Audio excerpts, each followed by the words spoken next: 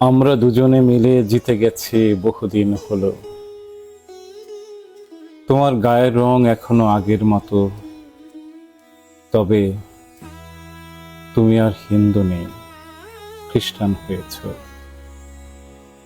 তুমি আর আমি কিন্তু দুজনেই বুড়ো হয়ে গেছি। আমার মাথার চুল যেরকম ছোট করে ছেটেছে এখন, তোমার মাথার চুলও সেই রূপ ছোট করে ছাটা। ছবিতে দেখেছি আমি, দৈনিক পত্রিকাতে, যখন দুজনে যুবতী ও যুবক ছিলাম।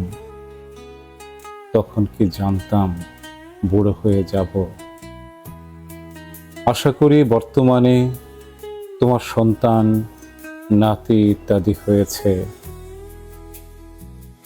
আমার ঠিকানা আছে তোমার বাড়িতে, তোমার ঠিকানা আছে আমার বাড়িতে।